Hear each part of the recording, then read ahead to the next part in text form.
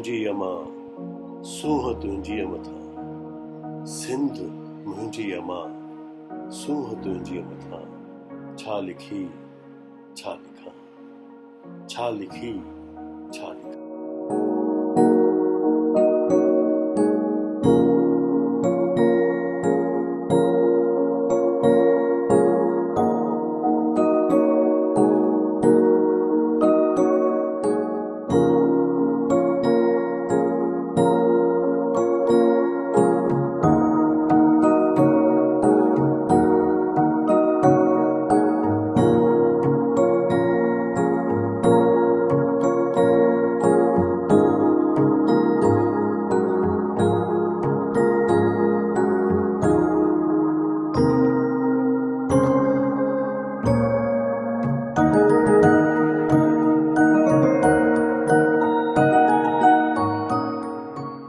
Roots दोस्तों असां सां गॾु आहिनि बॉम्बे मां सुशील कजवानी साहब।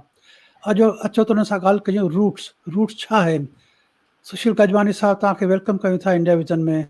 Welcome. Thank you, Arvani Saab. Thank you so much for having me on the show. तव्हां मूंखे पंहिंजे शो ते इनवाइट कयो, कॉल कयो, हुन मां तव्हांजो शुक्रगुज़ार आहियां। तव्हांजो शो तमामु सुठो आहे। तव्हांजा शो, तव्हांजा एपिसोड्स मां काफ़ी वॉच कया आहिनि। You are very good. तमामु प्रोफेशनल मूंसां तव्हां कंडक्ट कंदा आहियो ऐं टेक्निकली तमामु सुठो आहे। सो आई एम हैप्पी कि मां तव्हांजे हिन शो ते आहियां। Thank you so much Arwani जी। सिंधी साहित्य ऐं असांजी सिंधी ॿोली रिच आहिनि, बेहद रिच आहिनि। लेकिन छाकाणि जो पार्टीशन खां पोइ असां पंहिंजे ॿारनि खे सिंधी न सेखारी, सिंधीअ जी ख़ूबसूरती न सेखारी, त छा थियो त असांजो सिंधी साहित्य, असांजो कंप्लीट सिंधी लिटरेचर ई नज़रअंदाज थी वियो, निग्लेक्ट थी वियो। हालांकि काफ़ी राइटर्स आफ्टर पार्टीशन कोशिशि कई ऐं 1967 10 अप्रैल ते असांजी सिंधी ॿोली कॉन्स्टिट्यूशन ऑफ इंडिया में अची वई, 8 शेड्यूल में, उहो सभु थियो। A.J. उत्तम साहब, कीरत भवानी, गोविंद मालियन, ॿियनि सभिनी राइटर्स कोशिशि करे उहो सभु कयो। लेकिन असां पंहिंजी ॿोली ऐं तहज़ीब विञाए वेठासीं। ऐं हाणे काफ़ी एफर्ट्स आहिनि सिंधी ॿोलीअ खे प्रमोट करण लाइ, उनखे ज़िंदा रखण लाइ, उनखे वधाइण लाइ। त I was making a film, इन टॉपिक ते मां हिकु फिल्म ठाहे रहियो आहियां। त एट द सेम टाइम मूंखे लॻो त भई असांजी बुनियाद, असांजा रूट्स छा आहिनि। त obviously Indus valley civilisation, Mohenjo-daro, Sindh, Sindhi ॿोली, सिंधी तहज़ीब, इहा ई आहे।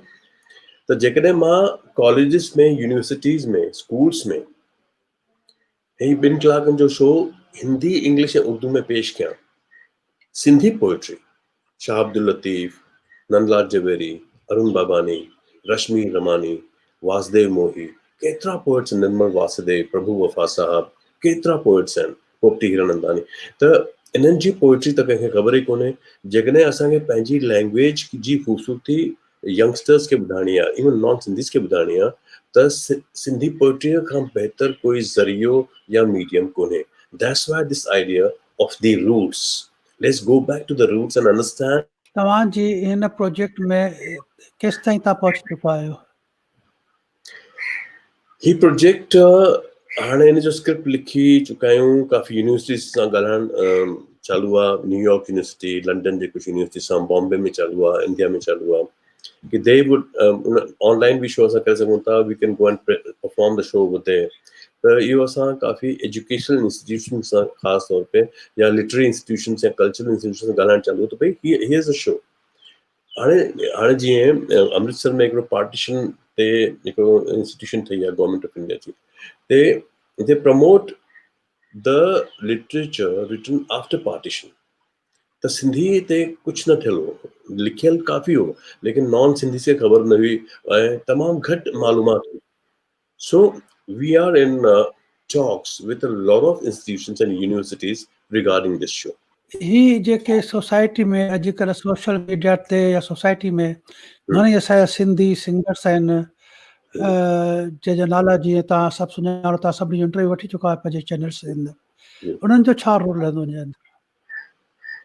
इन्हनि जो जेके पोइट्स आहिनि, अरुण बाबानी, नंदलाल जवेरी, रश्मि रमानी, मां इन्हनि जा तमामु जेके बहितरीन पोएम्स आहिनि, जेके रिलेवेंट आहिनि सिंध सां, सिंध जे बुनियाद सां, मोहन जो दड़ो सां असांजे कल्चर सां उहे मां असीं पोएम्स सिलेक्ट कया आहिनि, उन्हनि जूं कविताऊं सिलेक्ट कयूं आहिनि ऐं उहे कविताऊं कंपोज़ बि थींदियूं, परफॉर्म बि थींदियूं ऐं सॼे सिंध जी हिस्ट्री असांजी न पोइट्री जे ज़रिए असांजो कल्चर केतिरो रिच आहे, असांजी ॿोली केतिरी ख़ूबसूरत आहे, उहो हिन में ॾेखारण जो असांजो मक़सदु आहे पोइट्री जे ज़रिए, only through poetry. This is the first of its kind poetic effort to communicate with the audience about Sindhiyat.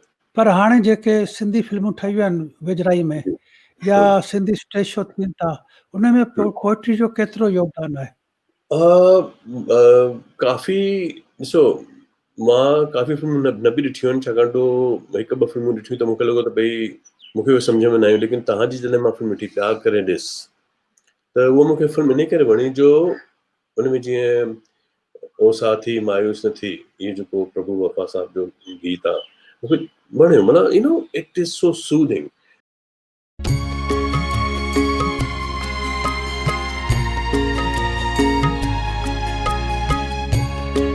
साथी मायूस न थी तू, जिंदा दिल थी जग में जी तू, गम ही वेंदा गुजरी, दुख सब वेंदा बिसरी, दुख सब वेंदा बिसरी.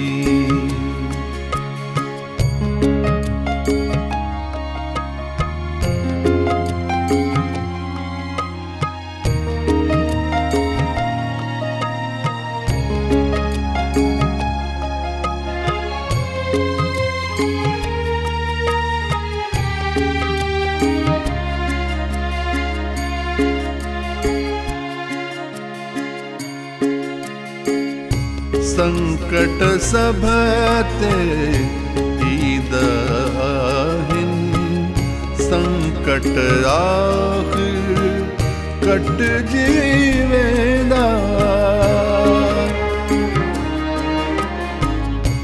अंधकार ही टिकणो नाहे, ही तूफान बि हटजी वेंदा, रात जे अंदरां ईंदो नओ उजालो निकिरी, नओ उजालो निकिरी. ओ साथी मायूस न थी तू, जिंदा दिल थी जग में जी तू, गम ही वेंदा गुजरी, दुख सब वेंदा बिसरी, दुख सब वेंदा बिसरी.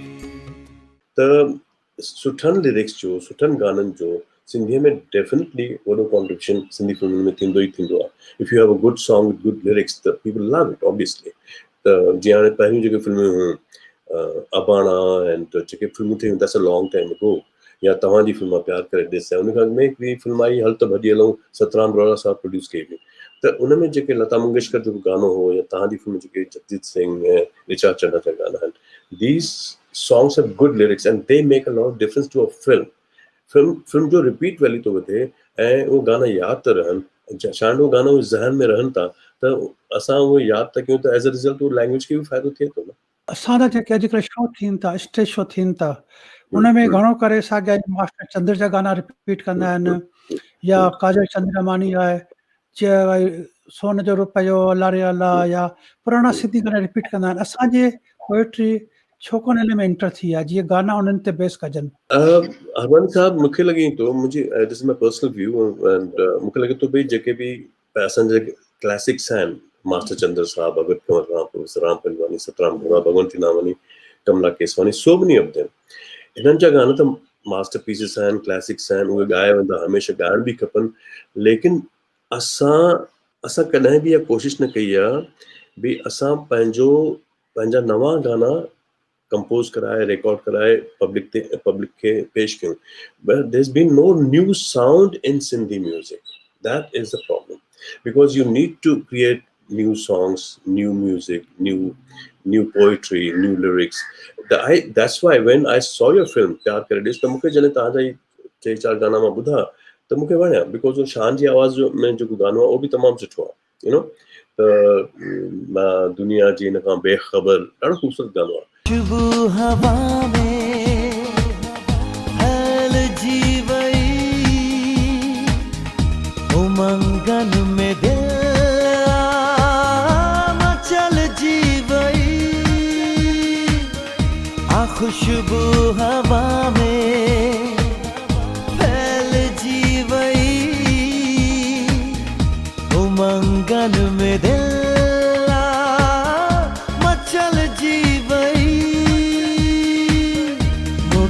याद रहंदो सफ़र उम्र भर,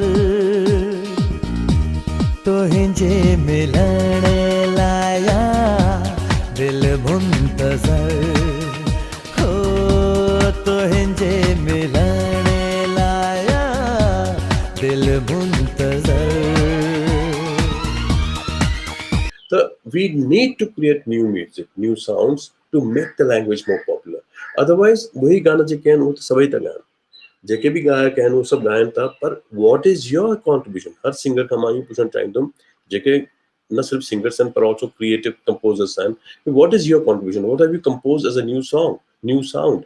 त तव्हांजो इहो मैसेज आहे पब्लिक पे कीअं पहुचाइजे? तव्हांजो ज़रियो हाणे बेस्ट आहे, तव्हां जेको ही चैनल शुरू कयो आहे पंहिंजो, I think this is a very powerful medium, ऐं तव्हांजो ढंग सुठो आहे, टेक्नोलॉजी तमामु सुठी हैंडल कंदा आहियो, बेसिकली वेरी प्रोफेशनल पर्सन। मुंहिंजे ख्याल में I think I look at your show as one of the best ways to reach out to people. You know, if you want the language to grow, then create something new. असांखे master Chandra जा गाना ॿुधणा ई आहिनि, भगत कौरन जा गाना ॿुधणा आहिनि, पर नओं कुझु ॾियो, नए ज़माने जे बदलतो जेको चेंजिंग टाइम्स आहिनि, दौर बदिलजी रहियो आहे, त उन में बि त there must be something new about it, right? The नवां थॉट्स, नवां लिरिक्स, नवां लफ़्ज़ ईंदा, नओं म्यूज़िक ईंदो, उहो थियणु खपे, ऐं उहो तव्हांजे ज़रिए थी सघे। हाणे अचो ॻाल्हि कयूं त रूट्स जी, जी इनखे घणो टाइम लॻंदो तयारु थियण में? थी वियो आहे, it's almost ready. So by next month असां लॉकडाउन लाइ बीठा आहियूं, so by next month we will be ready for performance or ready for online show. हाँ जी, हैं नंदलाल जवेरी साहब जी कविता है, या अरुण बाबानी साहब जी कविता है। ये कविता है अरुण बाबानी साहब जी। अरुण बाबानी एक तमाम बेहतरीन कवि हैं, इंग्लिश में भी लिखना है, हिंदी में भी लिखना है, सिंधी में भी लिखना है। उन्हनि जी कविता मां पढ़ी कुछ साल पहले, तो मूंखे ॾाढी वणी ऐं मां पंहिंजे दूरदर्शन जे शोज़ में भी पेश कई, एंड उन्हीं जो टाइटल आहे अम्मा लाइ। कविता हीअं आहे, ॿुधोतम हिकिड़ी सिंध हुई, ॿुधोतम हिकिड़ी सिंध हुई, नंढपिण वांगुरु अभम, वॾपिण वांगुरु प्राचीन, ॿूटनि जा मदमस्त, वणनि जा दानिशमंद, सखी सभागा संत हुआ, सखी सभागा संत हुआ, दरवेश जे अनंत हुआ। सिंधु नदी वहंदी हुई, अल्हड़ घर में मस्ती हुई, रोटी रोज़ी सस्ती हुई, रंगीन फिजा में चुस्ती हुई, रंगीन फिजा में चुस्ती हुई। पंहिंजन परायन में भेद न हो, पंहिंजन परायन में भेद न हो, कंहिंजो कंहिंसां विरोध न हो, वेर भी न हो, अंधेर भी न हो, प्रेम हो, मतभेद न हो। ॿुधोतम हिकिड़ी सिंध, ॿुधोतम हिकिड़ी सिंध हुई, पैसा ॾाढा थोरा हुआ, आने बियाने में सुखिया हुआ, सब कंहिंखे सभु कुझु मिलंदो हो, दिल जो दिल सां रिश्तो हो, दिल जो दिल सां रिश्तो हो। 10 माण्हू हुआ घर में, पर सॼो कुटुंब सताबो हो। छेज हुई, लाॾा पिण हुआ, रातियूं रातियूं भॻत हुई, छेज हुई, लाॾा पिण हुआ, रातियूं रातियूं भॻत हुई, दरवेशनि जा मेला पिण हुआ। अमर चए अड़े मज़ा हुआ, उहे ॾींहं ॾाढा सुठा हुआ। अमर चवे उहे ॾींहं ॾाढा सुठा हुआ, अड़े मज़ा हुआ, उहे ॾींहं ॾाढा सुठा हुआ। अॼु जे हिन युग में शंका उथे थी मन में, छा सिंध हिकु सच्चाई आहे या कंहिंजी घड़ियल कहाणी आहे? छा सिंध हिकु सच्चाई आहे या कंहिंजी घड़ियल कहाणी आहे? सच्चाई हिकु शइ पुराणी थी वई, सादगी हिकु ॻाल्हि अजाई थी वई। किथे हली वई सिंध हुआ, मस्तनि जी ॿोली सिंध हुआ। किथे हली वई सिंध हुआ, मस्तनि जी ॿोली सिंध हुआ। छा ज़मीन जो टुकड़ो हुई या वक़्त जो हिकु वहिकिरो हुई जो वही वही तारीख़ जी वाह में? अॼु जे हिन युग में सिंध लॻे हिकु मिठो सपनो। अॼु जे हिन युग में सिंध लॻे हिकु मिठो सपनो। चंद फोटा ऐं ख़त कपटनि में अफ़सोस आहे मूंखे हिकिड़ो, जॾहिं सभु वञनि था पंहिंजे ॻोठ, मां अकेलो ई रहिजी वेंदुमि। छा सिंध कहाणी आहे? हरवनी साहब, हीअ कविता आहे अरुण बाबानी जी, ऐं हू सवाल था उथारनि भई छा is Sindh a fact or is it fiction created by somebody? माना तमामु वॾो अहम सवाल उन्हनि खड़ो कयो आहे। जो असांजी भाषा, असांजो लिटरेचर, असांजी कविता सभु ऑलमोस्ट फेड आउट थी विया आहिनि, ख़तमु थी विया आहिनि, कोई पढ़े नथो, लेकिन ऐं कोई उहा ॿोली ॻाल्हाए बि नथो असांजी ॿोली। तंहिं करे मूंखे ॾाढी हीअ कविता हिकिड़ी कमाल जी लॻी, मूंखे ॾाढो इन अपील कयो। It touched me somewhere. Therefore this poem is one of the poems that I have on the show. त मुंहिंजो तव्हां खां सवाल इहो आहे त हिन जे तव्हां जेको प्रोजेक्ट वास्ते कुझु जेकी NCPS लाइ कुझु फंडिंग करे पई की न करे पई? उन्हनि खे असां प्रपोज़ल त मोकिलियो आहे, छाकाणि तो हर साल प्रपोज़ल्स लाइ हो घुराईंदा आहिनि, एप्लीकेशन घुराईंदा आहिनि, प्रपोज़ल्स घुराईंदा आहिनि। हाणे अप्रूव करणु न करणु त उन्हनि ते रखियल आहे, उन्हनि जी कमिटीज़ ते रखियल आहे। एंड हू कंदा त ज़रूरु सुठो आहे, छाकाणि तो NCPS सां ताल्लुक़ रखणु त तमामु सुठी ॻाल्हि आहे, उनमें उनजी काफ़ी मदद बि थिए थी पई।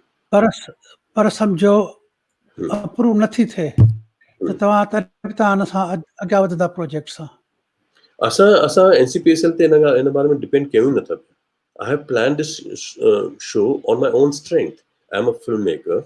I also teach, I train, I do corporate workshops. ही तमामु पंहिंजे असांजी जेका टीम आहे पंहिंजे दम ते ई कंदासीं। तव्हां जहिड़ा दोस्त आहिनि, हरवानी साहब तव्हांजा दोस्त आहिनि, प्रोफेशनल्स आहिनि, I am sure they will also help. They will see to it that this reach, हिनजी रीच तमामु वॾी थिए। त NCPSL जी मदद डेफिनेटली हेल्प कंदी। आई एम नॉट सेइंग कि वो मदद ज़रूरु आहे, लेकिन we don't depend on any specific organization or a person. ही शो थींदो, डेफिनेटली थींदो। तव्हां सां गॾु असांजूं गुड विशिस आहिनि ऐं मूंखे लॻे थो कि जेके व्यूअर्स असांजा आहिनि सभु हिनखे पसंदि कंदा। तव्हां ॿी कविता ॿुधाइणु चाहींदा व्यूअर्स खे? ज़रूरु, नंदलाल जवेरी साहब जी कविता ॿुधाइणु चाहींदुमि तव्हांखे। आई एम श्योर तव्हांखे बि बेहद पसंदि ईंदी। त नंदलाल जवेरी साहब जी कविता आहे, मां पल पल जो पांधी, अ ट्रैवलर इन टाइम। हीअ कविता सिर्फ़ कविता न आहे, हीअ सिंधियुनि जो पोस्ट पार्टीशन जो इतिहास आहे। उन्हनि जे दर्द, उनजी एंग्विश, उनजी पेन जो सॼो बयानु आहे हिन में। मां पल पल जो पांधी, नंदलाल जवेरी साहब जी कविता। हर खिन नई हुई, मुकाबलो निश्चित हो। Every moment was new and the struggle was inevitable. हर खिन नई हुई, मुकाबलो निश्चित हो, पैसो पट ते पियो न हो, पैसो पट में पूरो हो। मूं हथ हलाए पैसो कढियो पट मां, पैसे वरितुमि गाहु, कुझु गाहु ॾिनुमि गांइ खे, कुझु गाहु ॾिनुमि गांइ खे, गांइ ॾिनो खीर, खीर ॾिनुमि अम्मा खे, अम्मा कई आसीस। कुझु गाहु ॾिनुमि पेट खे, पेट ॾिनी हिम्मत, हिम्मत ऐं आसीस सां मूं खयो छॿो, छॿे खां पिड़ी, पिड़ीअ खां हटड़ी, हटड़ीअ खां हट। मूं हट जोड़िया स्कूल, कॉलेज ऐं अनेक अस्पताल। स्कूल, कॉलेज ऐं अस्पताल मूं ॾिना प्रजा खे। प्रजा कोन ॾिनो को घोड़ो, मूं बि किथे चाहियो थे घोड़ो। हर खिन नई जो ही, मुकाबलो निश्चित जो हो। खिन सुञाणे नित छॾे, मां अनित जो पांधी थियुसि। अनित में नित जो निर्माण कयो, असुर में सुर जो निर्माण कयो। शरणार्थी हुयुसि, पर पुरुषार्थ जी छांव में आश्रम जो निर्माण कयो। पंहिंजे पराए वेसाए बेवेसाए खे शरण ॾिनी, अॼु बि नित आहे किथे, अॼु बि नित आहे किथे, चौ तरफ़ अनित जो ई आलम आहे, हर पल नओं आहे, मुक़ाबिलो क़ाइम आहे। पोइ छा जो को धरती न आहे, पोइ छा जो मूंखे धरती न आहे, पोइ छा जो मूंखे धरती कोन्हे, अझो कोन्हे। जित जित मुंहिंजा पेर आहिनि, साई मुंहिंजी सिंध आहे, साई मुंहिंजी धरती आहे। जित जित मुंहिंजा पेर आहिनि, साई मुंहिंजी धरती आहे, साई मुंहिंजी सिंध आहे। जित जित मां आहियां, उत उत मां अझो अॾियो आहे, पुरुषार्थ सां नित नओं सिंध अॾियो आहे। अनित में नित जो नाचू आहियां, मां नाचू, मां शिव, मां ई कल्याण आहियां। अनित में नित जो सौदागर आहियां, मां सिंधी आहियां, सिंधी आहियां, सिंधी आहियां। I am proud to be a Sindhi. मां पल पल जो बांधी, a traveller in time, Nandlal Javeri साहब कविता। जेको असांजो लिटरेचर आहे, सिंधी लिटरेचर, जेको यूथ कंहिंखे पढ़णो हुजे किथां वठी सघे थो, किथां मिलंदुसि लिटरेचर इहो? अॼुकल्ह इंटरनेट ते काफ़ी ही सभु कविताऊं लिटरेचर अवेलेबल आहे, प्लस साहित्य अकादमी में किताब मिलनि था पिया, उल्हासनगर में किताब मिली वेंदा आहिनि, एंड उन्हनि जा ट्रांसलेशन बि मिलनि था। लेकिन कॾहिं बि कहिड़ी बि कुझु बि एंजॉय करणो हुजे, कोई बि नॉवल, कहाणी, कविता, त ओरिजिनल भाषा में, ओरिजिनल ॿोली में पढ़ण में वधीक मज़ो हूंदो आहे, उनजी ख़ूबसूरती अलॻि हूंदी आहे। सो आई बिलीव कि इंटरनेट ते तव्हांखे अॼुकल्ह जी यूथ खे इहे सभु मिली वेंदो, इंटरनेट ते डेफिनेटली मिली वेंदो। त लिटरेचर, ओरिजिनल लिटरेचर कंहिंखे खपे, पढ़णो हुजे, भाई ओरिजिनल लिटरेचर किथे आहे, किथे ॾिसी सघंदा? का लाइब्रेरी आहे, का इंडिया में का लाइब्रेरी आहे, सेंट्रल लाइब्रेरी, जिते भाई सिंधी साहित्य माण्हू ॾिसी सघनि? आहे सेंट्रल इंस्टीट्यूट ऑफ सिंधोलॉजी, जेको आदिपुर गांधीधाम में आहे, मतलब कच्छ में आहे, उते हर सभु लिटरेचर उते मौजूदु आहे।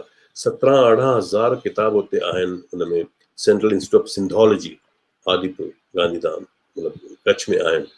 त दैट इज़ वन प्लेस जिते तव्हांखे सभु कुझु मिली वेंदो, प्लस साहित्य अकादमी जो ऑफिस में सभु किताब मिली वेंदा आहिनि, दादर में, बॉम्बे में, हर जगह। ऐं उहो देवनागरी स्क्रिप्ट में बि मिलंदा, अरबी स्क्रिप्ट में बि मिलंदा, ऐं हाणे त रोमनाइज्ड सिंधी स्क्रिप्ट बि सोचे रहिया आहिनि। So they should be available, the book should be available. English में हिकिड़ी कविता है, मतलब what is life, what is philosophy, to see the world in a grain of sand, to see the world in a grain of sand and heaven in a wild flower. Hold infinity in the palm of your hand and eternity in an hour. ही 4 lines इतना खूबसूरत हैं कि उनके एक हिंदी गाने में adapt क्यों।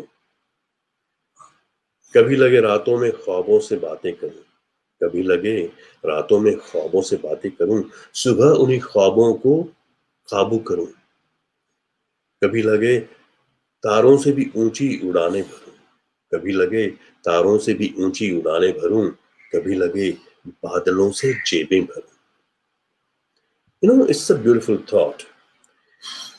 ऐं सिंधीअ में जीअं नई आए नित नाज़वारनि जी ॿोली, नई आए नित नाज़वारनि जी ॿोली, अदाउनि इशाउनि निगाहुनि जी ॿोली, अलाह इएं न थिए जो किताबनि में पढ़िजे, त हुई सिंध ऐं सिंध वारनि जी ॿोली। मूंखे लॻे थो हरवानी जी, त ईअं न थींदो, सिंधी ज़िंदा रहंदी, ऐं सिंधी क़ौम खे, असांजे माण्हुनि खे बि हाणे अहसासु थी रहियो आहे त पंहिंजी ॿोली, पंहिंजी तहज़ीब, उनखे बरक़रार रखणु, ज़िंदा रखणु असांजो फ़र्ज़ु आहे। थैंक यू मिस्टर सुशील कजवानी साहब, तव्हांजो इंटरव्यूज़न में अचण जो बहुत बहुत धन्यवाद। ऐं मां तव्हांखे चवंदुसि त भाई जल्दी पूरो कयो, रूट्स त ॾिसी सघनि सिंधी सभु, भाई छा असांजे रूट्स आहिनि ऐं हिन जो कंटेंट छा आहे। तव्हां कुझु मैसेज ॾियणु चाहियो त? I would also appeal to you, Arvani Saab, to please continue this show. You're doing a terrific job, wonderful job, very professional, technically very good. So please continue this show. This ही सिंधियत लाइ, Sindhi language लाइ तमामु ज़रूरी आहे ऐं अहम किरदारु प्ले करे रहियो आहे। ॿी ॻाल्हि त सिंधी असांजी ॾाढी ख़ूबसूरत लैंग्वेज आहे, उनखे ज़िंदा रखिणो आहे। But let's create something new. Let's create new music, new songs, new literature. Because originality जड़ी का गाली न हूंदी आहे। So be original, create something great, and the world is for you. Appreciate करण वारा माण्हू आहिनि हिन ज़माने में बि ऐं हमेशह रहंदा। Thank you, Harwani Sahib. Jay Jhulelal.